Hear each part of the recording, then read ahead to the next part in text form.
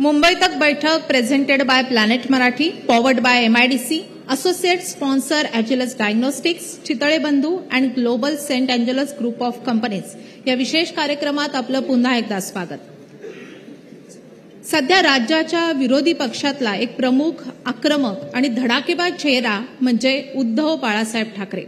लोकसभेनंतर आता विधानसभेला त्यांची सगळ्यात मोठी कसोटी आहे. सुप्रीम कोर्टातही पक्षाचं नाव आणि चिन्हासाठी त्यांचा लढा सुरूच आहे. या सगळ्या आव्हानांसाठी त्यांची नेमकी स्ट्रॅटेजी काय?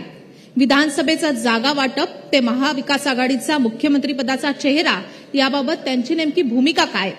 सरकारच्या लोकप्रिय घोषणा, कामांचा धडाका यांना ते कशी टक्कर देणार आहेत? या सगळ्या प्रश्नांची उत्तरं देण्यासाठी मी आमंत्रित केलंय शिवसेना उद्धव बाळासाहेब ठाकरे पक्षाचं परखड युवा नेतृत्व, माजी मंत्री आणि आमदार आदित्य ठाकरेजी यांना.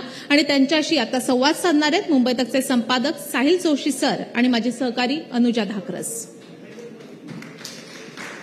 तत्पूर्वी आदित्यजींचं स्वागत करायचंय. मी चेअरमन जे ग्लोबल सेंट अँजेलस ग्रुप कंपनीचे अँजेलो राजेश अठायडे आहेत त्यांना मी विनंती करते की त्यांनी कृपया मंचावर यावं आणि आदित्य ठाकरेजींचं स्वागत करावं.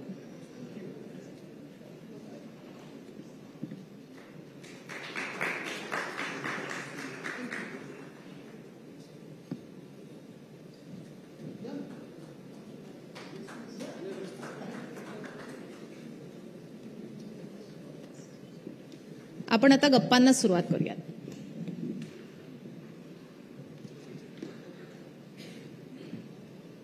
तुम्हाला आता पहिले लग्नाच्या प्रश्नाची जास्त भीती वाटते की विधानसभेच्या? नाही, तेवढ्याच प्रश्नाची भीती वाटते, बाकी अजून अच्छा. आपण आता थप्पड से डर नाही लगता.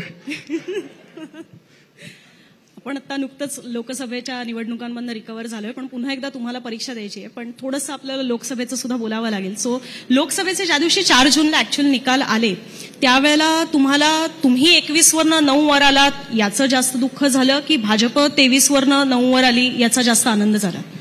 बघा, कोणाच्या दुःखात आनंद घेणं ह्याच्यासारखे आम्ही नाही होत, आमच्या मनात ते कधीही नसतं. पण एक नक्की आहे की देशाला एक वेगळा मोकळा श्वास मिळाला.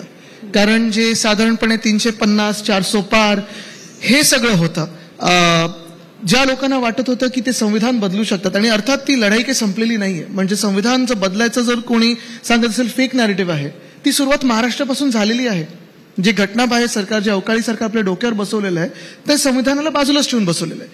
पण हे सगळं होत असताना कमीत कमी देशाने हे दाखवलं की जेव्हा तुमच्या विरुद्ध भाजपा उभा असतो, कदाचित जगातला सर्वात मोठा पक्ष ते स्वतःला मानतात, सगळ्यात जास्ती bonds, erectile bond, James bond सगळं काही त्यांच्याकडे होतं, ED, IT, CBI, निवडणूक आयोग, हे सगळं त्यांच्या बाजूला असताना देखील देशाने दाखवलं की देशात एक बॅलन्स आलेला आहे.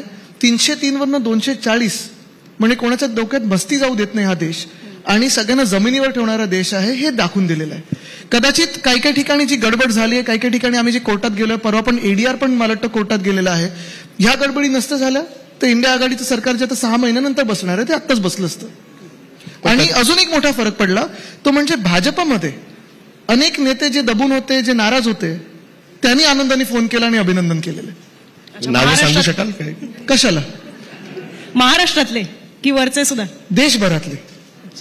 पण याचा अनालिसिस कसं करता येईल ज्या निवडणुकीचे जे निकाल लागलेले त्या गोष्टींचा? कारण याच्यामध्ये कसं आहे की भाजपला त्यांनी सत्ता तर दिलेली आहे, ही गोष्ट मान्य केलीच पाहिजे. 240 जागा भाजपला मिळालेल्या, त्यांच्या सीट्स कमी झाल्या, ती गोष्ट बरोबर आहे. पण तरी सुद्धा विरोधी पक्षांवरती एवढा विश्वास नाही टाकलेला आहे की त्यांना पूर्ण सत्तेची चावी त्यांच्या हातात दिलेली आहे. मग याकडे कसं बघता येईल? महाराष्ट्राने वेगळ्या पद्धतीने मतदान केलं असं वाटतं का? देशामध्ये म्हणजे महाराष्ट्रातली परिस्थिती वेगळी होती म्हणून ते तसं झालं? ह्याच्यात महत्वाचं म्हणजे जो पक्ष स्वतःला 400 पार सांगतो आणि 272 घेऊ नाही शकत किंवा देश त्यांना तेवढा आशीर्वाद देत नाही, त्यांचा विजय नाही आहे, हा हारच आहे.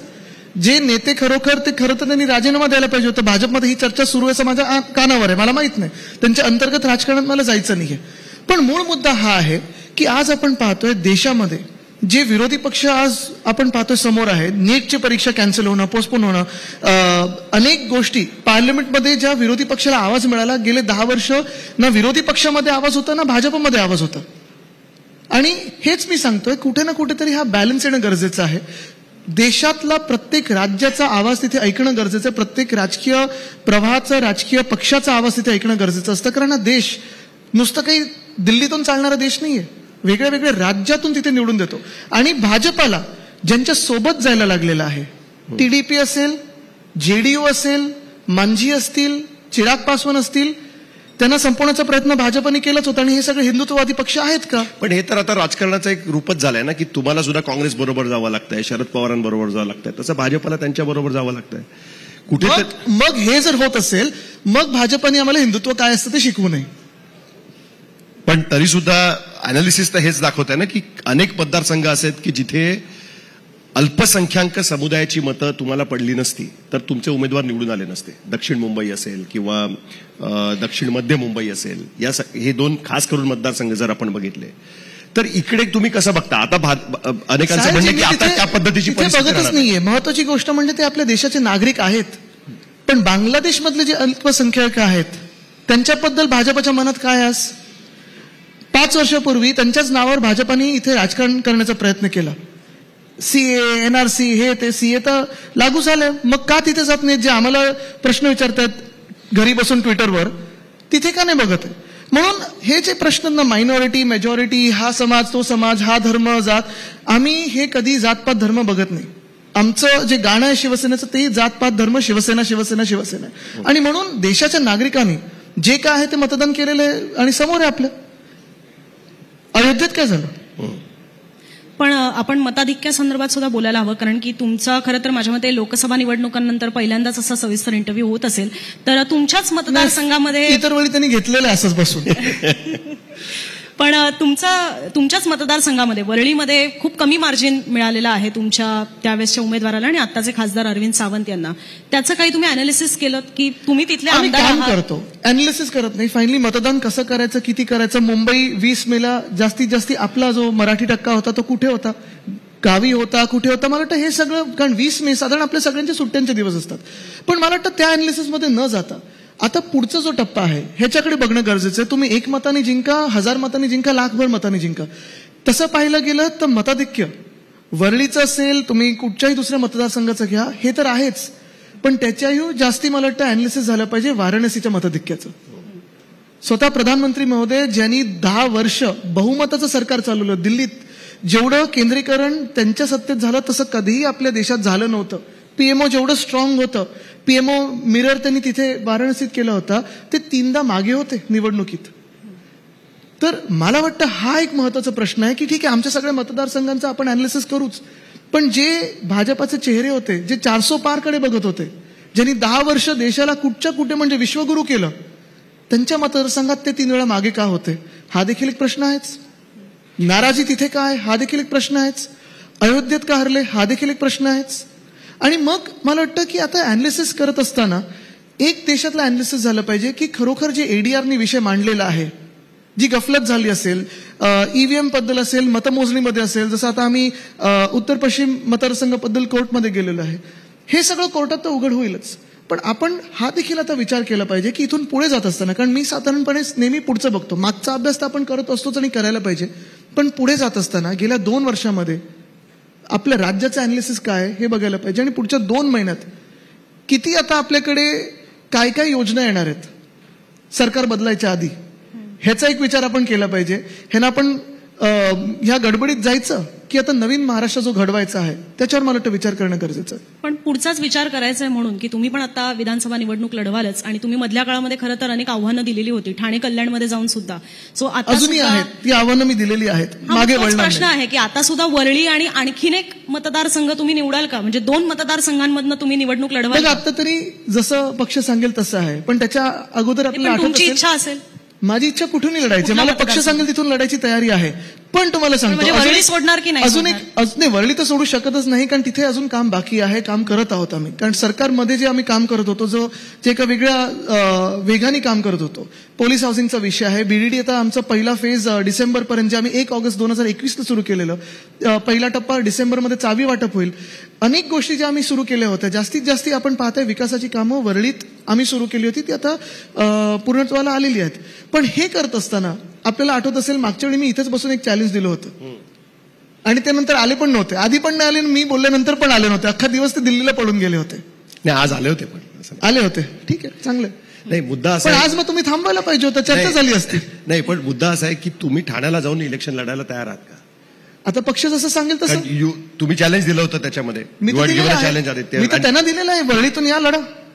नाही, याचं कारण असं पण आहे की तुमचे अनेक आमदार सोडून गेलेले आहेत, त्यामुळे त्या जागा आता रिक्त आहेत, तुम्हाला तिकडे नवीन चेहरे द्यावे लागणार आहेत, जसं तुम्ही लोकसभेला केलं. त्यामुळे तुमच्याकडे खूप सारे ऑप्शन चेहरे तयार आहेत, चेहरे सगळ्या जागेंवर तयार आहेत. साधारणपणे आपण पाहत असाल आमचे जे दौरे झाले मागच्या वर्षी असेल, त्याच्या आधी असेल, आणि आता पण लोकसभेपर्यंत, आणि आता पण ठराविक दौरे जे मी आणि उद्धव साहेबांनी केलेत, अनेक ठिकाणी चेहरे आहेत, तयारी आहे.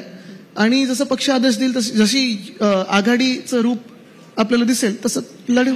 नाही, म्हटलं असं जात आहे, ज्याचा मगाशी अनुजाने उल्लेख केला की वरळीतलं मताधिक्य कमी झाल्यामुळे पॉसिबिलिटी अशी म्हटली जाते की आदित्य ठाकरे बाजूच्या मतदारसंघात शिवडी अजून सेफ मतदारसंघ शोधतील. वाराणसी जर बाजूला असतं तर मी नक्की लढलो असतो तिथून, पण वाराणसी लांब आहे, दिल्ली दूर नाहीये, पण वाराणसी थोडं लांब आहे, म्हणून वरळी. मतदारसंघ चेंज करणार नाही कशासाठी? कुठल्याही परिस्थितीत नाही. अरे मताधिक्य तर आहे ना, लीड तर आहे, आणि मी प्रधानमंत्री नसताना तिथून लीड आहे.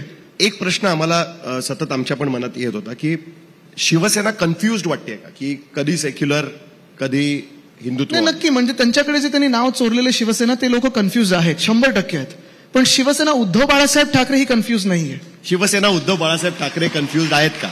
सेक्युलर आहे की हिंदुत्ववादी आहे, काय आपल्याला त्याच्याबद्दल सांगता येईल? हे आधी पण आपण बोलून झालेलं आहे. नाही, मी का विचारतो हे तुम्हाला सांगतो, हे आधी पण बोलून झालेलं आहे, आणि आता पण मी बोलत राहीन आणि नेहमी बोलत राहीन. आम्ही हिंदुत्ववादी आहोत, पण आमचं हिंदुत्व हे घरातली चूल पेटवणारं हिंदुत्व आहे. भाजपचं जे हिंदुत्व आहे ते घर पेटवणारं हिंदुत्व आहे. नाही, याचं कारण असं आहे की ज्यावेळेस वक्फ बोर्डाच्या मुद्द्यावरती सुप्रिया सुळे लोकसभेमध्ये भाषण करतात आणि अनइक्विव्हली सांगतात की आमचा या बिलाला विरोध आहे आणि हे बिल जॉईंट पार्लमेंटरी कमिटीकडे गेलं पाहिजे, शिवसेनेकडनं ती भूमिका येत नाही. मग तुमच्या मातोश्रीच्या बाहेर काही मुस्लिम संघटनांनी तिकडे विरोध प्रदर्शन ते संजय राऊत साहेबांनी एक्सपोज केलेले, कोण ते चेहरे होते आणि कुठून सुपारी घेऊन आलेले. तुमचं म्हणणं आहे की कोणीतरी मुद्दामून? मी नाही, ते फोटो सहज झालेला, प्रेस बघा सकाळी त्यांची. ओके, पण तरी सुद्धा वक्फ बोर्डावरती शिवसेनेत आमची भूमिका स्पष्ट आहे, इंडिया आघाडीची भूमिका स्पष्ट आहे, आमची भूमिका स्पष्ट आहे. पार्लमेंटमध्ये जसं त्यांनी मांडलं, एक तर लपून छपून लगेच आणलं ते बिल, ले केलं. लेंगच्या वेळी, आता मी पण हाऊसमध्ये 5 वर्ष आहे, लेंगच्या वेळी सगळ्यांनी बसणं गरजेचं नसतं. आम्ही तर त्यावेळी दिल्लीत होतो, तुम्ही पण फोनवर संपर्कात होतात, अनेक लोकांशी भेटत होतो, सगळे खासदार आमच्याबरोबर होतेच.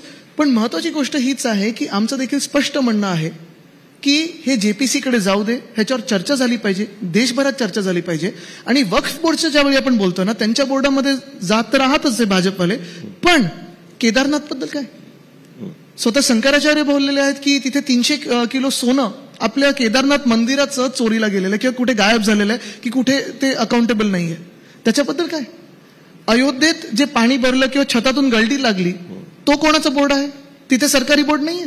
जे अयोध्येच्या आजूबाजूला लोढा नावाचे बिल्डर आहेत, मला माहित नाही ते कुठच्या पक्षात आहेत, पण त्यांनी जे सगळं घेतलेली जमीन आहे. तुम्हाला मंगलप्रभात लोढांच्या याच्याबद्दल नाही, मला माहित नाही ते स्वतः आहेत, नाही त्यांचे कोणी असू शकतात, त्यांचे कोण नातेवाईकही असू शकतात, मला माहित नाही नाव, कारण त्यांचं इथे पण दिसतं तिथे पण दिसतं, मंत्री पण आहेत भाजपमधून.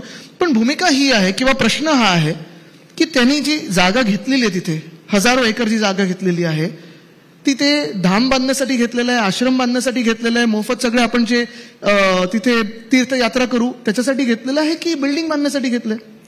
तसाच प्रश्न परवाकडे जर आपण पाहिलं तर मला वाटतं वायरमध्ये ही बातमी आलेली आहे आणि काही आपण पण दाखवली असेल. 2-3 लोकांना आणि अदानी समुदायाला तिथे मिळालेलं आहे. ती जागा आर्मी ट्रेनिंगची होती, म्हणजे आदर्श जसं प्रकरण आहे तसंच आहे. आर्मी ट्रेनिंगची जागा डिनोटिफाय केली आणि ह्या इंडस्ट्रियलिस्ट आणि ह्या ग्रुप्सला दिलेली आहे. मग वक्फ बोर्ड बद्दल ठीक आहे, तिथं चर्चा होईलच, पण अयोध्या धाम बद्दल असेल, केदारनाथ धाम बद्दल असेल, ह्याच्यावर आपण चर्चा का नाही करत आहे? भाजप ह्याच्यावर बोलत का नाही? जर हिंदुत्वाबद्दलच बोलायचं असेल तर त्याच्यावर पण बोला. ते पण जेपीसी आम्ही मागत असो. आज हिंडनबर्गचा रिपोर्ट आलेला आहे सेबीवर.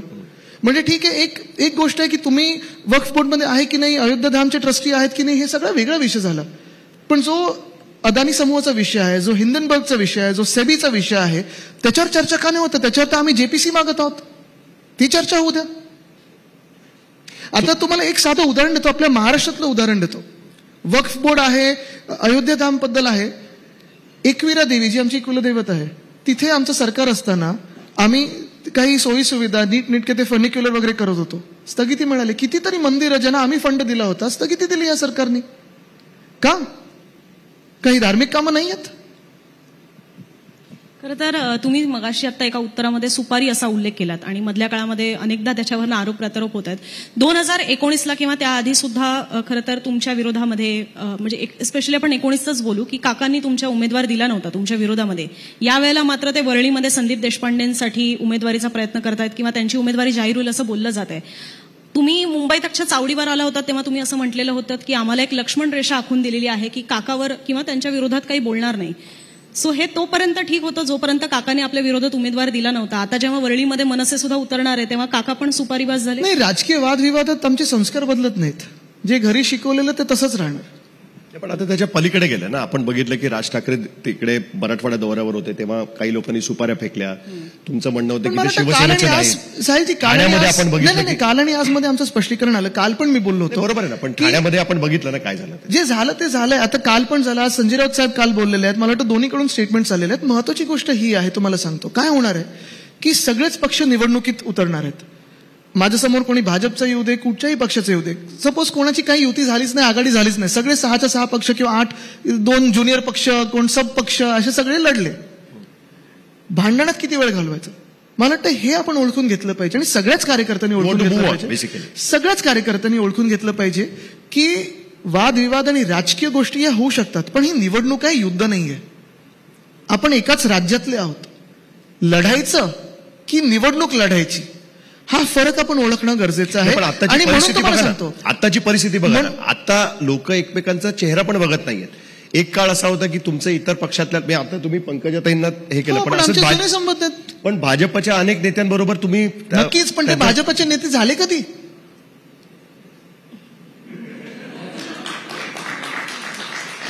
म्हणजे तुम्हाला सांगतो 2014 ते 19 एक वेगळा भाजपचा काळ. 14च्या आधीचा अर्थात आमची मैत्री होतीच, घट्ट मैत्री होती. 14 नंतर पण आम्ही जुळून घेण्याचा प्रयत्न केला.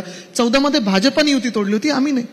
पण तेव्हा देखील आपल्याला आठवत असेल जे आणि आता पण ज्या मैत्र्या आमच्या आहेत, ज्या पारिवारिक मैत्र्या आहेत त्या तशाच आहेत.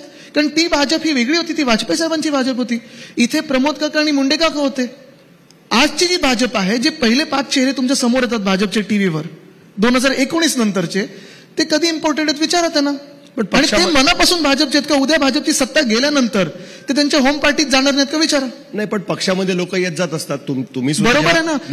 तुम्ही सुद्धा होता त्यावेळेस. केसर म्हणून मी सांगतो, म्हणून तुम्ही बाहेर आलेलेच लोक होते. एक्झॅक्टली. म्हणून मी सांगतो जे आमच्या पक्षात आलेत कधी, म्हणजे गेल्या 20 वर्षातले असतील, गेल्या 10 वर्षातले असतील, गेल्या 10 मिनिटातले असतील, अनेक लोक आमच्या पक्षात आले. त्यांना तुम्ही विचारा, कधीही आम्ही त्यांना सांगितलं आहे का की तुमच्या ज्या पक्षातून तुम्ही आलात त्यांना उलट सुलट काहीतरी बोला, त्यांचं कॅरेक्टर असं करा किंवा त्यांच्या नेत्यांवर काहीतरी वाईट आणि वेडवाकडं बोला? कधीही सांगणार नाही. आणि जर उलट काही बोलले तर आम्ही त्यांना रोखतो. कारण हे एक पद्धत असणं गरजेचं आहे आपल्या राजकारणात. आज आपण महाराष्ट्र ठीक आहे, निवडणूक म्हणून आपण लढत आहोत आणि निवडणूक लढल्याच पाहिजेत.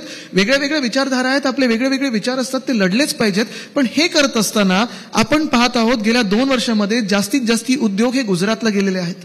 का? तर आपण महाराष्ट्रातले पक्ष एकमेकांना फोडतोडी लढत बसलेलो आहे, एकमेकांना संपायला मागे लागलेलो आहे. आणि हेच मी सांगतो सतत की ही निवडणूक जी येईल ती युद्ध म्हणून लढू नका. ही निवडणूक आहे, आपल्यावर लोक विश्वास ठेवून मतदान करणार आहेत आणि तो विश्वास त्याला आपण जागलो पाहिजे. तुम्ही म्हणताय महाराष्ट्रातले पक्ष फोडले गेले म्हणून बाहेरच्या शक्तींना असं सगळं करता येते. पॅचअपचा तुम्हाला बिलकुल नाही. मी पॅचअपचं फॉर्म्युला पण देत नाही. पक्ष तेवढेच राहिले पाहिजे. पण एक आहे, तुम्ही बघा तर 2 वर्षात अधिवेशन जे झालं, किती वेळा आम्ही भाषण करू शकलो किंवा सत्ताधारी पक्षातून काही चांगलं भाषण झालेलं किंवा महाराष्ट्राच्या हिताबद्दल काही झालेलं. जो आरडाओरडा होतो, जे एकमेकांच्या आम्ही अंगावर जातो, जे आरोप लावतो, जे चिखलफेक होते, ठीक आहे, एका लेवलपर्यंत सगळं ठीक आहे आणि हे राजकारणात आम्ही आधी पण बघितलेलं आहे. पण ज्या लेवलचं राजकारण आता चाललेलं आहे आणि मग हे सगळं माऱ्या वगैरे वगैरे, मग पोलिसांना तणाव, त्यांना 24 तास ड्युट्या, हे सगळं करण्यापेक्षा निवडणूक आहे, निवडणुकीसारखं लढा. जे काही बोलायचं, जे काही वार करायचे, शाब्दिक वार करा, या स्टेजवर बोला. पण उतरल्यानंतर तुम्ही एकमेकांचे शत्रू नाही आहेत. आपण एकाच राज्यासाठी लढतोय. कुठच्याही पक्षाला बहुमत मिळू शकेल, कोणी सरकारमध्ये बसू शकेल, पण कमीत कमी शत्रुता ठेवू नका. नाही, पण हे तर आता एव्हिडंट झालेलंच आहे ना की आता शिवसेनेकडनं एकनाथ शिंदेना भेटणं पण बंद झालेलं आहे. तुमच्या पक्षातनं ते बाहेर पडलेच, पण ते मुख्यमंत्री आहेत, कशाहीमुळे झाले असतील. उद्या तुम्ही जर मुख्यमंत्री झालात किंवा तुमच्या पक्षातनं आता मी मागच्या वेळी तर तयार होतो, तुम्हाला सांगितलं होतं ह्याच स्टेजवर बोलवा, ते आले नाहीत, मी काय करू शकतो? नाही, पण मी ऑफिशियल बिझनेस बद्दल बोलतोय. बोलवा परत. आमच्याकडे आले तर आम्हाला आनंदच आहे, पण मला बिझनेस आम्ही करतच नाही. पण जसे शरद पवार जातात भेटायला, तुम्ही जाल कुठल्या प्रश्नासाठी भेटायला? काय की बघा, एक आहे की जे राज्य लुटायला निघालेले आहेत, जे राज्यातून सगळे उद्योग गुजरातला पळवत आहेत, त्यांच्याकडे काय जाऊन सांगणार तरी काय? तुम्ही काय बोलणार? तुम्ही आता जसं मी सांगितलं होतं ना, आपल्याला चर्चा करायची. बघा, मी बंद दाराडी चर्चा केली तर लोकांना वाटेल काहीतरी भलतं चाललंय. मी तर सांगतो चला इथे बसवा, त्यांना बोलायला तयार आहे मी. वेदांत फॉक्सकॉन बद्दल बोलूया, सगळ्याबद्दल बोलूया. पण तुम्ही अनेक गोष्टींवर आरोप केलेले आहेत. आता म्हणजे तुमच्याकडनं विरोध असताना, मग याकडनं विरोध असताना सुद्धा पवार मोदींना भेटले. तो कार्यक्रम राजकीय नव्हता, पुरस्काराचा होता, पण पवार मोदींना भेटले. पवार वर्षावर जातात, शिंदेना भेटतात. तसं तुमच्या पक्षाकडनं का नाही होत? बिलकुल नाही होणार. कारण जे महाराष्ट्र लुटायला निघालेले आहेत त्यांच्यावर आम्ही समझोता करू शकत नाही. पवार साहेब एक वरिष्ठ नेते आहेत. ते अनेकदा जाऊन, जेव्हा मी पण पाहिलेलं आहे, माझे वडील मुख्यमंत्री असताना येऊन चर्चा करतात. वेगळ्या वेगळ्या त्यांचे जे एक्सपिरियन्स आहेत ते सत्ता कारणामध्ये कसं होऊ शकतं, राजकारणात कसं होऊ शकतं, सरकार चालवताना त्यांचा एक जो अनुभव आहे तो ते शेअर करतात. आणि ती त्यांची सवय नेहमी राहिलेली आहे. तुम्हाला एवढंही सांगतो, आता मी त्यांच्यापेक्षा मला वाटतं वयाने 1/3 असेल, पण माझ्याशीही तेवढे ते सिरियसली चर्चा करतात काही विषय असतील तर. आमचा बीडीटीचा विषय होता, तिथे एका शाळेचा विषय होता, त्यांनी मला बोलून घेतलं होतं. ते शाळेचे अध्यक्ष आहेत. तर हे सगळे जे विषय आहेत ना, मला वाटतं ते महत्वाचे असतात. पण ज्या व्यक्तींनी महाराष्ट्राला लुटायचंच ठरवलेलं आहे त्या व्यक्तींसोबत मी तरी बसू शकत नाही. हा, जर बसायचं असेल तर अशी चर्चा करायला तयार आहे, त्यांना बोलवा, मी चर्चा करायला तयार. अनिल देशमुखांनी मधल्या काळामध्ये आरोप लावलेला होता आणि त्याच्यामध्ये तुमचं नाव त्याच्यामध्ये. तुम्हाला कधी त्यांनी ही गोष्ट सांगितली होती अनिल देशमुखांनी, ज्यावेळेस त्यांना येऊन भेटलं होतं? जग जाहीर आहे, त्यावेळेस तर सरकारमध्ये तुमच्या बरोबर होते. जग जाहीर आहे. नाही, पण तेव्हापासून आपण पाहिलं असेल त्यांची सुटका मागच्या वर्षी झालेली आहे. संजय राऊत साहेबांना पण तसंच. आणि दोघांची बेल ऑर्डर बघा, जेवढ्या कडक शब्दांमध्ये कोर्टाने त्याच्यात दिलेलं आहे, हे तर आहेच. पण हे तर मी बोलतो महाराष्ट्राचे विषय झाले.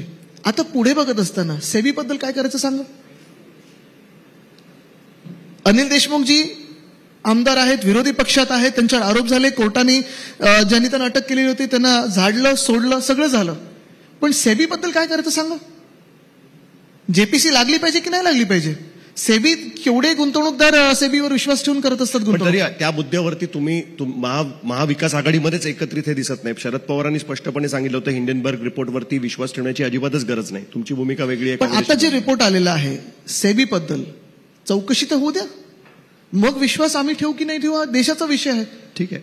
मला वाटतं अनुजा, आपल्याकडे काही इकडे विद्यार्थी पण आलेले आहेत. कोणाला जर काही एखाद दोन प्रश्न असतील तर आपण घेऊ शकतो. आय थिंक कोणाला असेल तर हात वर करा, आपण प्रश्न घेऊ शकतो त्याच्यामध्ये. If somebody wants to ask question. पटलंय माझे विषय, बघा कोणालाच विचारायचं.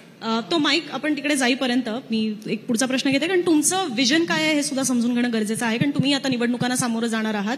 तर गेल्या वेळेला ज्या वेळेला तुम्ही सत्तेत आलात त्यानंतर कोविडच्या आधी जेव्हा तुम्हाला एक ब्रिदिंग पिरियड मिळालेला होता, तेव्हा तुम्ही नाईट लाईफचा कॉन्सेप्ट आणलेला होता की मुंबईसारख्या ठिकाणी तर मुंबई 24 तास जागीच असते, आपण अनेक वर्षांपासून म्हणतोय, पण नाईट लाईफ ती आत्ता आली.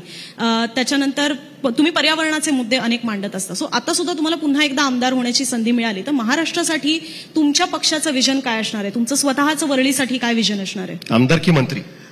मॅनिफेस्टोसाठी तर थोडं थांबा, कारण मोठा मॅनिफेस्टो तर येईलच. पण महत्वाची गोष्ट म्हणजे आम्ही तुम्हाला काय वाटतं महाराष्ट्रात 2-3 बेसिक गोष्टी, मला वाटतं 2-3 बेसिक गोष्टी ज्या आहेत, ज्या आम्ही लोकसभेत पण बोलत होतो, जे आता पण बोलणं गरजेचं आहे. एक म्हणजे प्रामुख्याने महाराष्ट्राची लूट चालू आहे. मग ते कॉन्ट्रॅक्टर्सच्या हाती असेल, बिल्डर्सच्या हाती असेल, धारावीच्या माध्यमातून असेल, किंवा अनेक असे विषय जे असतील ती थांबवणं पहिलं तर गरजेचं आहेच.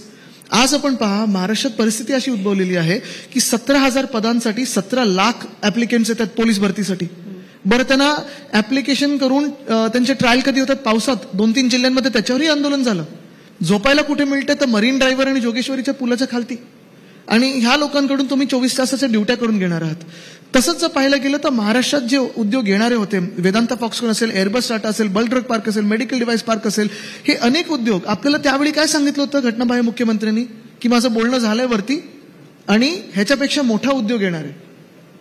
खोके आले की नाही मला माहित नाही, पण उद्योग तर बिलकुल आला नाहीये. डॅव्हॉसला 2 ट्रिप झाल्या, 40 कोटी त्यांनी 24 तासात उडवलेले. 40 कोटी. मकावला एक ट्रिप झाली ती वेगळी. पण मुख्यमंत्र्यांनी आज दावा केलाय की जे एमओयू केले त्यातले 70% एमओयू हे प्रत्यक्षात येतील. त्यांच्या 40 आमदारांबरोबर त्यांनी केलेले एमओयू गद्दारांबरोबर. बघा तेच मी तुम्हाला सांगतोय. चला आमची श्वेतपत्रिका काढा की आम्ही ज्यावेळी 6.5 लाख कोटीची गुंतवणूक या महाराष्ट्रात आणली 2.5 वर्षामध्ये, त्याचं श्वेतपत्रिका काढा आणि ह्या 2 वर्षात तुम्ही महाराष्ट्रात काय नक्की आणलंय ते दाखवा. येस, नाव सांगा आणि प्रश्न. नमस्कार, मी Yashodhan Deodhar. First of all congratulations. आणि माझा प्रश्न थोडासा एका देशाच्या लेव्हलवरती आहे. नुकतंच सुप्रीम कोर्टाचा निकाल आला आहे की क्रीमी लेअर आणलं पाहिजे रिझर्वेशनमध्ये, अँड दॅट्स अ व्हेरी की topic for Maharashtra elections as well. Do you expect any political instability if the central government plans to bring this, especially keeping in mind की तुमच्याच अलायन्सच्या एका प्रमुख नेत्याचं हे वक्तव्य आहे की जसं बांगलादेशमध्ये झालं तसं इथे होऊ शकतं. अनार्की हा शब्द म्हटला तरी इन्स्टॅबिलिटी आपण नक्कीच म्हणू शकतो. प्रश्न बेसिकली आरक्षणाच्या बद्दल आहे की नक्कीच 7 जजेसच्या 2-3 गोष्टी त्याच्यात. पहिली गोष्ट म्हणजे आज आपण जो वाद बघतोय महाराष्ट्रामध्ये, ह्या वादाची सुरुवात कुठून झाली? त्यानंतर 2-3दा अधिवेशन बोलवलं गेलं होतं, त्याच्यातूनही आपण रेझोल्युशन पास केले होते, ते आपण पाठवले होते केंद्र सरकारकडे, तेही रेझोल्युशन आता खारिज झालेले आहेत. मुख्य गोष्ट ही आहे की खूप वेळा असं होतं की ही सगळी राजकीय मंडळी जी आहे सर्व पक्षीय बैठक बोलवते आणि मग आम्ही सांगतो आमचं एकमताने तुम्हाला पाठिंबा आहे, तुम्ही जो राजकीय निर्णय घ्याल तो आहे. पण सामाजिक नेत्यांना बोलवलेलं आहे का?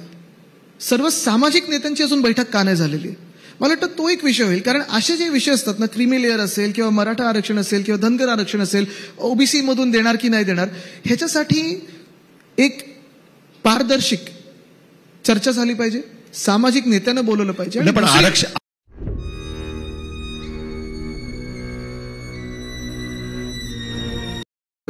की चला समजून चला की आपण आरक्षण 1 मिनिटं दिलं आणि ज्यांच्या हक्काचं आहे, जे मागत आहेत त्यांना मिळालं पण पाहिजे. आरक्षण दिल्यानंतर आपल्या राज्यात गेल्या 2 वर्षात एक तरी नवा उद्योग किंवा नोकरी निर्माण झाली आहे का?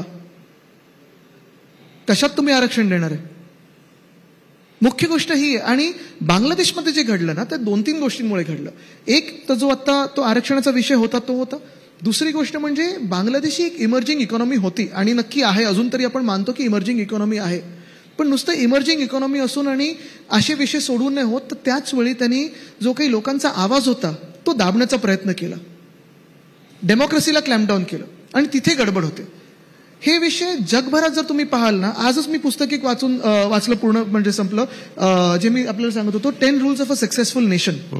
एका यशस्वी देशाचे 10 मेन रूल्स काय असायला पाहिजे, बेसलाईन काय असायला पाहिजे. रुचिर शर्माचं पुस्तक आहे आणि त्याच्यात ह्या काही गोष्टी त्यांनी दिलेल्या आहेत महत्वाच्या. म्हणजे डेमोक्रेसी असायला पाहिजे, सगळ्यांचा आवाज ऐकायला पाहिजे, इन्फ्लेशन किती असायला पाहिजे, डेट किती असायला पाहिजे, हाईप असताना किती आपण वाढू शकतो. मला वाटतं हा जो विषय इन्स्टेबिलिटीचा, तुम्ही बघा, तुम्हाला उदाहरण देतो. आज जर 17,000 पदांसाठी 17.5 लाख लोक ऍप्लिकेशन घेऊन येत असतील, त्याच्यात मी मध्ये आझाद मैदानला पण काही मुलांना भेटलो, महिला पोलिसांसाठी वेगळी त्यांनी भरती घेतली. पण ह्याच्यात जर तुम्हाला एमकॉम आणि LLB डबल ग्रॅज्युएट वगैरेचं मुलं येत असतील, ह्यांना जर नोकऱ्या नसतील आणि हे पोलीस भरतीच्या ह्याच्यासाठी येत असतील 17.5 लाख ऍप्लिकंट्स मधून, तुम्ही आज राज्याची परिस्थिती काय विचार करा. मला शेवटी एक विचारायचं आहे की आरक्षण याची गरज आहे असं वाटतं, कारण बाळासाहेबांचं आरक्षणाबद्दलचं मत हे जगजाहीर होतं. एनिथिंग चेंज फ्रॉम दॅट असं वाटतं की द सोशल सिच्युएशन बदलली आहे, थोडं इव्हॉल्व पॉलिटिकल हे बघा. त्यांचं मत एक होतं की ज्यांना आर्थिक गरज आहे त्यांना तुम्ही मदत केली पाहिजे, ऑलरेडी दिले गेलेलं, जे ते तुम्ही आर्थिक ह्याच्यावर द्या किंवा तुम्ही कशातूनही द्या. पण महत्वाची गोष्ट आज आहे की जे काही असेल, कोणाचंही काही मान्यता असेल, आज जी सामाजिक परिस्थिती आपल्या राज्यात निर्माण झालेली आहे त्याला तुम्ही उत्तर तर काहीतरी काढलं पाहिजे, त्याला तोडगा तर काहीतरी दिला पाहिजे. आणि मग एक तर त्याच्यातून मार्ग पहिलं ऐकून, दुसरं आहे म्हणजे खरोखर काय त्याचं सोल्युशन आहे. जसं मध्ये उद्धव साहेबांनी पण सांगितलं होतं, लोकसभेत आणा, आम्ही पास करतो एका मताने. पण सोल्युशन काय? लोकांना फसवत राहणं, भांडवत राहणं, लढवत राहणं. कारण आता हे निवडणुकीच्या जवळ आले की सगळे प्रकार होणार.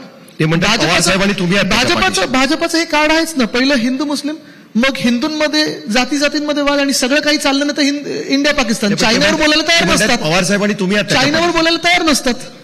नाही, पण त्यांचा आरोप आहे की पवारसाहेबांनी तुम्ही, मला तुम्ही सांगा, महाविकास आघाडीच्या काळात 2.5 वर्षामध्ये एक तरी धार्मिक किंवा सामाजिक वाद झाला होता का? आणि देशात एक तरी असा सामाजिक वाद किंवा धार्मिक वाद दाखवा ज्याच्यात भाजपचा हात नाहीये. मला एक शेवटचा प्रश्न घ्यायचा आहे, तो म्हणजे की सुप्रीम कोर्टाचा. कारण की मध्ये तुमचा पुण्यातला जो शिवसंकल्प मेळावा झाला त्यात स्वतः उद्धव ठाकरेच म्हणालेले आहेत की आता पुढच्या सुनावणीत जर काही झालं नाही, काय झालं तुम्हाला एवढं झालं नाही, पुढच्या सुनावणीत जर काही झालं नाही तर आम्ही नाद सोडून देतो. तुम्ही आता पूर्णपणे सोडून दिलेलं आहे सुप्रीम कोर्टात, आता काही होणार नाही असंच वाटतं? कोर्टाचा नाद करायचा नाही. साहिलजी द्या उत्तर. माझी केस नाहीये कोर्टामध्ये, तुमची केस आहे. बघा, केस सगळ्यांची आहे. कारण विषय हा, परत मी तुम्हाला सांगतो, विषय बेसिक आहे. विषय हा आहे की ज्या पद्धतीने इथे सरकार पाडलं गेलं, ज्या पद्धतीने पक्ष फोडला गेला, 2 पक्ष फोडले, एक परिवार फोडलं, आणि सगळं झाल्यानंतर जे प्रथा आतापर्यंत राहिलेली आहे किंवा जी मान्यता आहे आपल्या संविधानामध्ये की कोणालाही जर पक्ष बदलायचा असेल तर आमदार किंवा खासदारकीचा राजीनामा द्या, पक्ष बदला, निवडणूक लढा आणि तुम्ही जे काही बनाल आनंदात राहा. इथे ते न करता पक्ष चोरला, पक्षाचं नाव चोरलं, पक्षाचं चिन्ह चोरलं आणि 40 चोरांना तुम्ही मुख्यमंत्री आणि जास्त आमदार त्यांच्याकडे गेले, सगळं जे काही असेल. पण लोकशाहीत जे तुम्ही पक्ष बनवलेला आहे, पक्ष प्रमुखाला काही मान्यता आहे की नाही? मग आतापर्यंत जे आम्हाला पत्र यायची निवडणूक आयोगाकडून असेल, सगळ्याकडून असेल, तर पक्षप्रमुख म्हणून यायची. तर 40 चोरांना तुम्ही जी वैधता दिलेली आहे ना, जी लेजिटिमेसी दिलेली आहे, ते संविधान मानतं की नाही, सुप्रीम कोर्ट मानतं की नाही, मला वाटतं त्याच्यावर आहे. दुसरी गोष्ट म्हणजे आता 2 वर्ष आपण चालूच आहे. म्हणजे आता पुढची तारीख पूर्ण मान सन्मानाने मी सांगतो, पूर्ण कोर्टाचा मान राखून सांगतोय की कधी ना कधीतरी याचा निकाल लागणं गरजेचं आहे. कारण आता निवडणुका 2 महिन्यावर आलेल्या आहेत आणि हे सगळं झाल्यानंतर मला वाटतं निकाल जर आला, निवडणुकीच्या आधी आला, निवडणुकीच्या नंतर आला, गेल्या 2 वर्षात जी राजकीय परिस्थिती बिघडलेली आहे, जी राजकीय परिस्थिती वाईट होत चाललेली आहे, जी लूट महाराष्ट्रात झालेली आहे, मग त्याच्यासाठी जबाबदार कुठचा पक्ष राहील?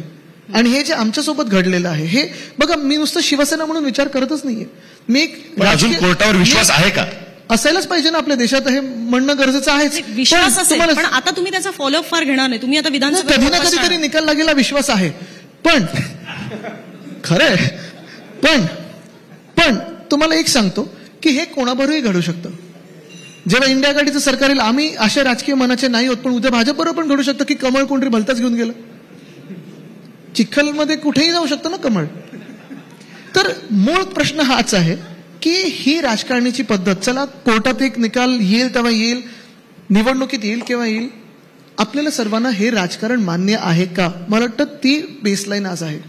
याच मुद्द्यावरती महाराष्ट्राची जनता विधानसभेमध्ये काय मतदान करेल हे आपल्याला बघावं लागेल खरं तर. पण आदित्य ठाकरे, जेव्हा जेव्हा तुम्ही येतात त्यावेळेस एक गोष्ट सांगितली पाहिजे की सगळ्या प्रश्नांना उत्तर द्यायची तुमची तयारी असते. आणि माझी अपेक्षा आहे की यावेळेस ज्यावेळेस कॅम्पेन सुरू होईल त्यावेळेस आपल्याला अनेकदा भेटावं लागणार आणि वरळीवरनं खूप प्रश्न विचारले जाणार आहेत त्यावेळेस. आणि सरकार आल्यानंतर पण सगळ्या प्रश्नांची उत्तरं मी देत राहू. अपेक्षा आहे की सरकार आल्यानंतर, सपोज सरकार आलं, सरकार येण्याची तुम्हाला आहे असं तुम्ही म्हटलेलं नाही. ठीक आहे, बघा, सरकार अर्थात आमची मान्यता आहे की आमचं सरकार येईल, पण हे निवडणूक आहे, राजकारण होत राहील. पुन्हा एकदा मी मुख्यमंत्री शिवसेनेचा होईल. पुन्हा एकदा सांगतो मी, मुख्यमंत्री शिवसेनेचा. पुन्हा एकदा सांगतो मी, महत्वाची गोष्ट बघा, हे सगळं तुम्हाला सांगतो, जेव्हा आमच्याकडे मुख्यमंत्री पदाला आमच्या मनात पण नव्हतं ते कधी येईल. आणि तुम्ही उद्धव साहेबांना कधी विचारा, ऑन कॅमेरा ऑफ कॅमेरा, रात्री झोपेतून उठवलं तरी सांगतील की माझ्या स्वप्नात कधी नव्हतं. पण तुम्हाला एक सांगतो की जी आता लूट चालू आहे, जे घटनाबाह्य मुख्यमंत्री आणि 40 चोर आपल्या महाराष्ट्राला राज्यकर्ते म्हणून मिळालेत, ह्यांना पळवल्याशिवाय मी राहणार नाही. खूप धन्यवाद. आदित्य ठाकरे आपल्याशी बोलत होते, एकदा टाळ्यांच्या गजरामध्ये. Thank you so much.